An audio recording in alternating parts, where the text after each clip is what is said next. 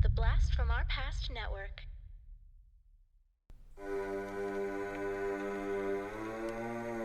Lock your doors, close your windows, turn out your lights, for chills and thrills await you.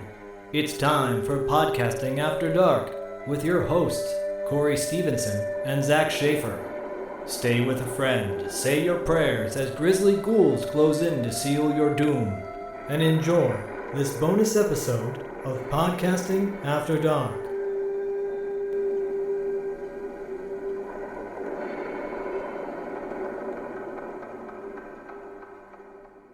Hey everybody, co-host Corey here with a bonus mini review. I'm flying solo this time, and I am talking about the new Mortal Kombat II.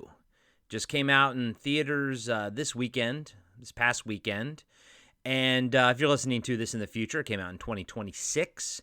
It is the sequel to the 2021 version of Mortal Kombat, which was a reboot of the franchise.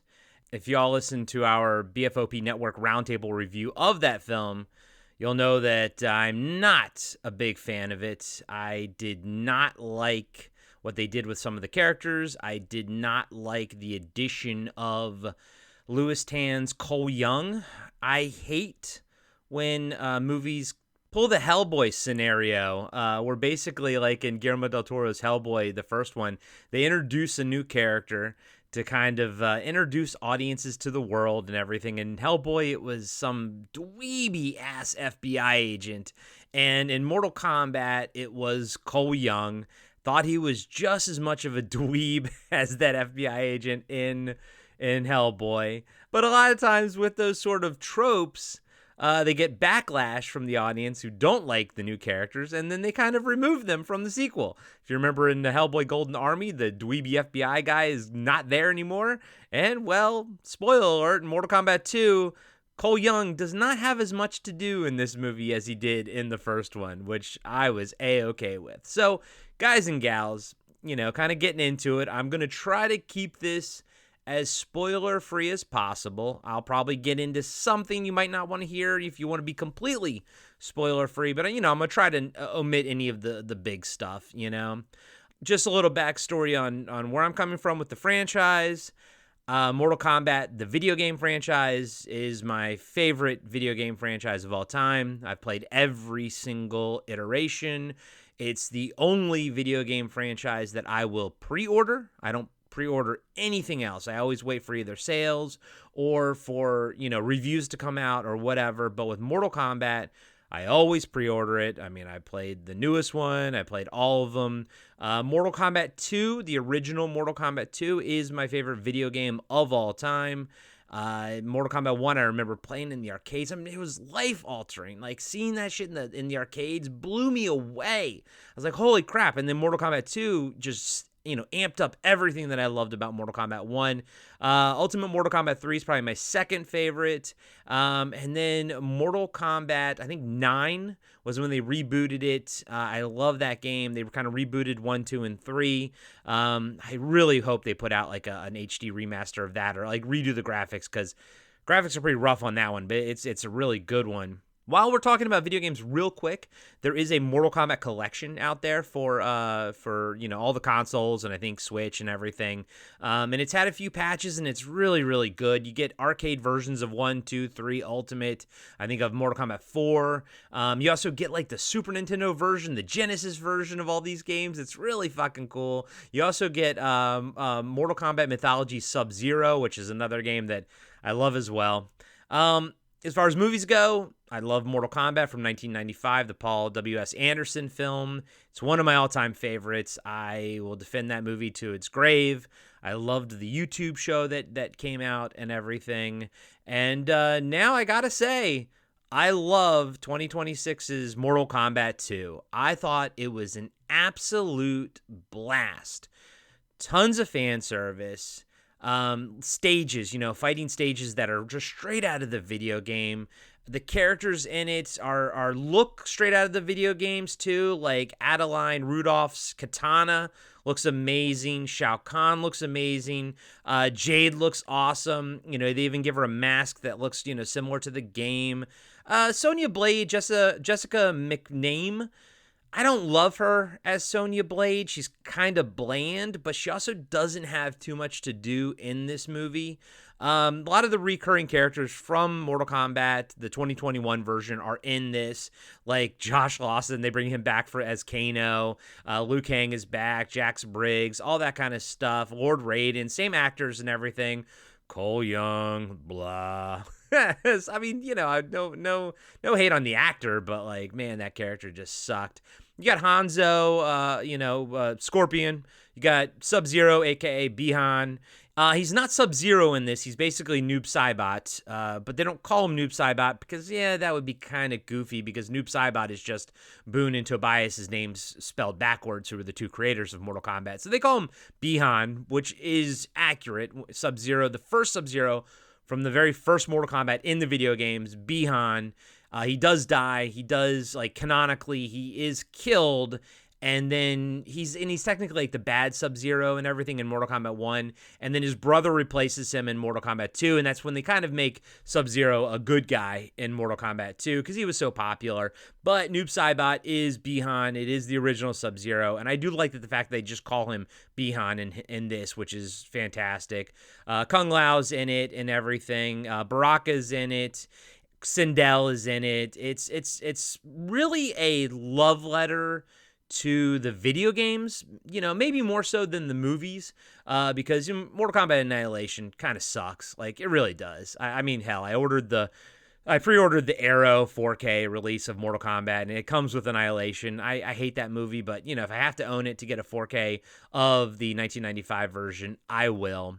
Stages are right out of a lot of the older video games and some of the newer ones. Like Baraka's stage is very reminiscent of how he is sort of portrayed now in the new timeline and the new canon in the video games. The Terracottans now in the video games, because they kind of rebooted everything with with Mortal Kombat 1. They're kind of they're not just like a race of Outlanders, monstrous Outlander creatures like they were in the original Mortal Kombat 2. Now they're kind of like people who are stricken with this disease and they're kind of living out in the desert. So they kind of incorporate that, which is really cool. But, all in all, the movie is just fun from beginning to end. The fight scenes are amazing. They treat the characters with reverence. They're not really goofing on anything, which I love. There's a lot of cool ass fatalities in it, which is, obviously you want to see that. Shao Kahn is the main big bad in this, and it's awesome. It's the best, obviously, filmatic portrayal of Shao Kahn, but also, it's very true to like the video games. He looks just like the video games, kind of a combination of the original and sort of how he looks in the newer stuff, like the more current things. Obviously, Karl Urban is the new addition to the cast as Johnny Cage. He's fantastic. I mean, I will say Lyndon Ashby will always be my Johnny Cage from the 1995 version. But Karl Urban does a great job in this.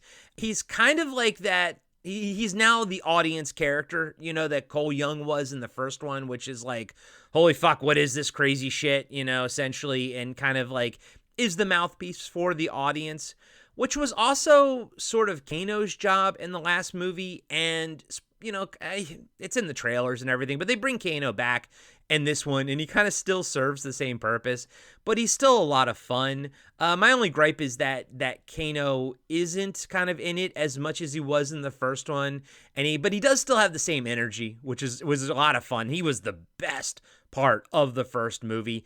Now, because I love so much about this movie, he kind of gets pushed to the back. Like when I'm thinking about this, like he kind of gets pushed to the back, but he still does a great job. I do still love Kano in it. I think he's a lot of fun, but he does kind of serve the same purpose as Johnny Cage, which is to be the audience, to kind of be like commentary on the things that we are seeing. Like, how fucking ridiculous is this? One little bit of spoiler, I gotta say, one of my favorite fights in the whole movie was Johnny Cage versus Baraka, and it leads to this fun little bromance between Baraka and Johnny Cage that I absolutely fucking love, and I hope they kind of do more with it in a part 3, if there is a part 3, which I think they're already talking about a part 3.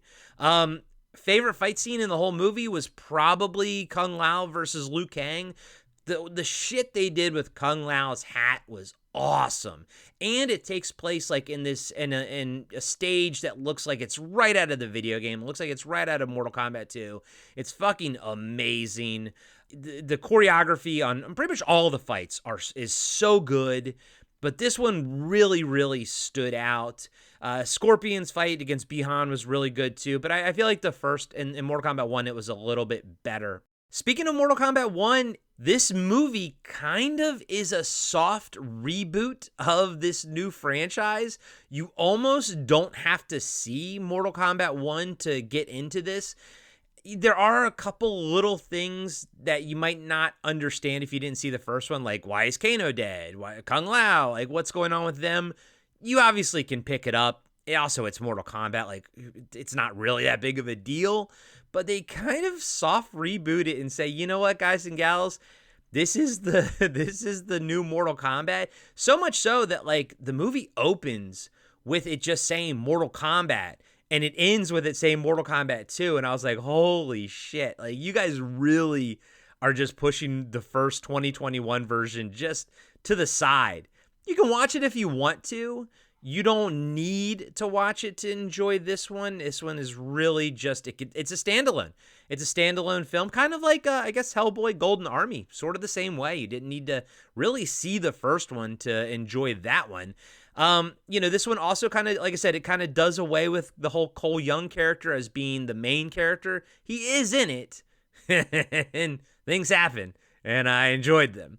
Another thing they sort of got rid of was, like, people trying to find their superpower and everything, like in the first movie, which was another thing I fucking hated about it.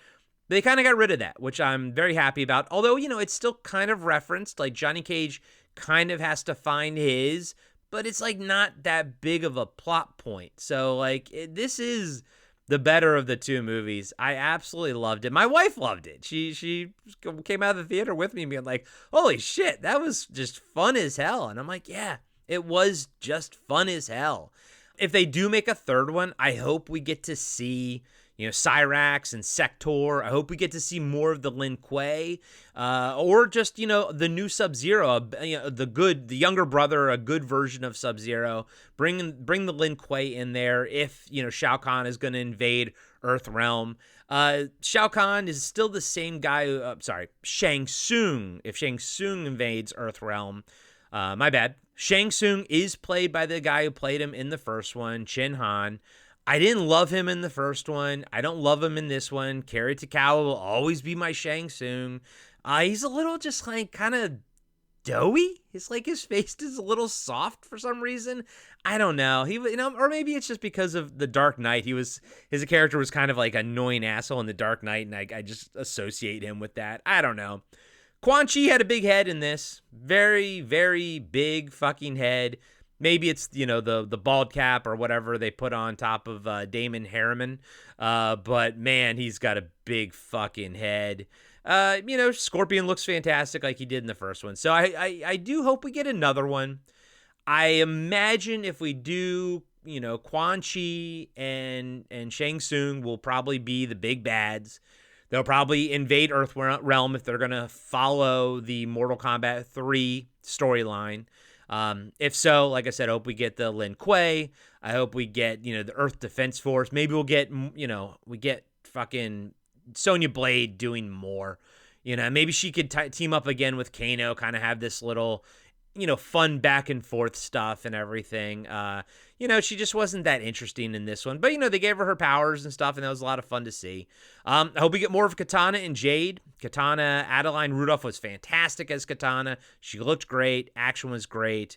So, yeah, I hope we get another one. I hope it comes quicker than the 5 years that it took to get from Mortal Kombat 1 to this. But at the same time, the payoff was worth the wait. So guys and gals, go see this in the theater if you get a chance. Like it's like I said, bottom line, it's just fun. If you love Mortal Kombat like me your entire life, there's a lot of fan service. There's a lot of cool shit in it. A lot of cool fights, a lot of cool fatalities. Character designs look like the game, yada, yada, yada. So good. Even if you're not a huge fan of the franchise, like my wife, you're still going to have fun. It's just a fun action, sci-fi, fantasy film, and there's some funny jokes in it, like when Sonya and Raiden have to go recruit Johnny Cage, and he's at a comic book convention, and Johnny Cage makes a reference to Raiden being a Big Trouble in Little China cosplayer, which is a great in-world reference because Boone and Tobias did base the look of Raiden in Mortal Kombat on Big Trouble in Little China, on Lightning's design in Big Trouble in Little China. So it's fun. It knows its history. There's even a cameo by Ed Boon in it. Maybe Tobias is in it, I don't know, but there's definitely a cameo by Ed Boon. It's a love letter to the video games, more so than, the Paul S.W. Anderson movies or anything like that, or even, remember the old CW TV show or whatever, the old WB TV show, Mortal Kombat Conquest? Oh, we're going to have to cover that on TV Obscura one of these days. I love everything Mortal Kombat, except Mortal Kombat Annihilation and Mortal Kombat 2021. But yeah, go see this in the theater. It's a lot of fun. If you like it, let me know. If you don't like it, let me know also. I'm curious. And if you're playing the Mortal Kombat collection game, let me know what you think of that. I'm having a lot of fun with that as well. So, guys and gals, thank you for listening to this little bonus mini review, and I hope you guys check out everything we have on Podcasting After Dark and our Patreon. So thank you all so much for supporting us. And as always, flawless victory. Be sure to subscribe to Podcasting After Dark on Spotify, Apple Podcasts, and YouTube. You can support the show by joining our Patreon page, picking up a t-shirt from our merch store, or leaving us a 5-star review. Follow us on Instagram at Podcasting After Dark. All links can be found on our website at www.podcastingafterdark.com. And join us next time for another cult movie or TV show review with Corey Stevenson and Zach Schaefer.